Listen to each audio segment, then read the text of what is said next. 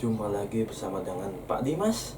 Kali ini kita akan membahas materi kelas 11, yaitu tentang masa kolonialisme. Kalian tahu kan dengan logo yang berada di samping saya ini? Ya benar, ini adalah logo dari VOC, di mana hari ini kita akan membahas tentang masa VOC di Indonesia.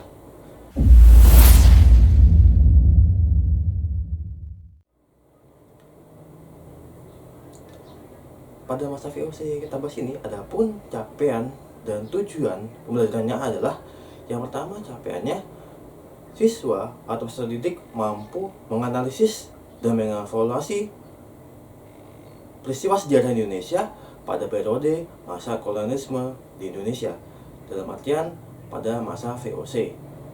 Lalu tujuannya adalah menganalisis proses awal dan berkembangnya masa kolonialisme Indonesia dari bangsa Portugis, Spanyol, Inggris, dan Belanda.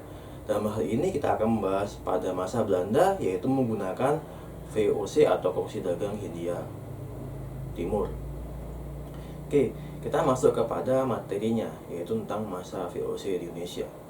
Nah, ini adalah gambar dari rempah-rempah, di mana ini adalah tujuan atau yang menjadi alasan utama bangsa Eropa datang ke Indonesia, dalam hal ini juga Belanda.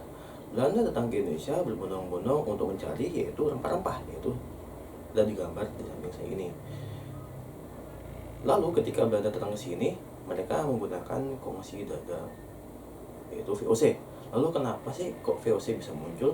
Nah, VOC itu bisa muncul itu sebagai akibat dari ketika pelayaran yang pertama, yaitu pada masa Cornelis de Houtman berhasil menemukan rempah-rempah seperti dari gambaran tadi, sehingga muncul banyak pedagang Belanda datang ke Indonesia, hingga akhirnya muncul persaingan antara para pedagang Belanda dan dikhawatirkan dapat berbahaya bagi Belanda. Maka dibentuklah VOC untuk mengurangi persaingan dari pedagang Belanda tersebut dan untuk mempermudah monopoli dari rempah-rempah, karena ketika rempah-rempah jadi monopoli, maka akan susah untuk mengendalikan atau menguasai pasar yang ada di Indonesia tuh. Sementara di Indonesia juga banyak sekali para pedagang Eropa yang datang ke sini. Lalu VOC juga diberikan hak yang begitu besar kepada pemerintah Belanda, yaitu yang pertama, monopoli, memungut pajak, membuat angkatan perang, menyatakan perang, mengadakan perjanjian, uang, memungut pajak, dan memiliki pegawai dan pemerintahan. Lalu VOC juga memiliki struktur pemerintahnya sendiri, sama seperti sebuah negara, yaitu yang paling atas adalah Head and 17 atau pendiri VOC. Di bawahnya ada direktur, di mana perwakilan dari setiap provinsi-provinsi yang ada di Belanda.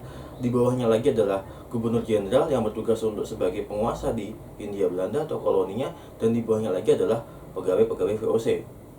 Nah, ada dua Gubernur Jenderal terkenal pada masanya, yaitu Peter Both sebagai Gubernur Jenderal yang paling pertama di Hindia Belanda. Yang kedua adalah J.P. Koon atau Jan Pieter Soen Koon, yang terkenal dengan sebagai gubernur yang kuasa di Hindia Belanda pada waktu itu.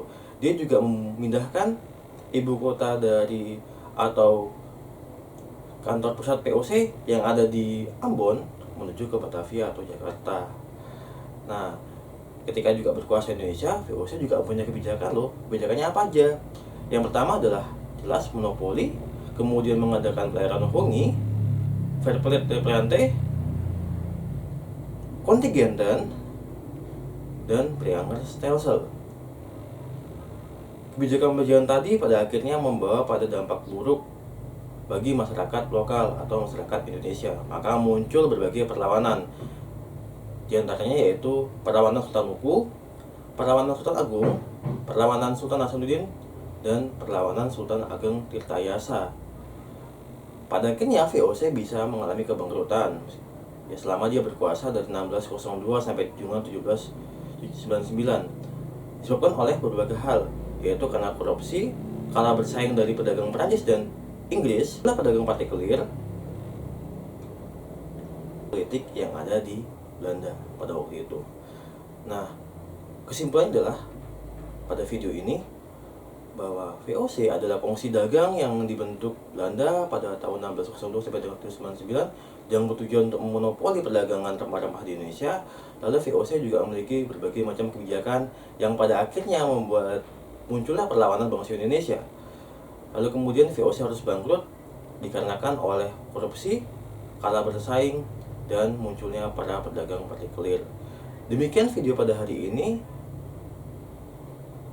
Selamat dan terima kasih sudah menikmati video saya. Sampai jumpa pada video selanjutnya dan salam sejahtera.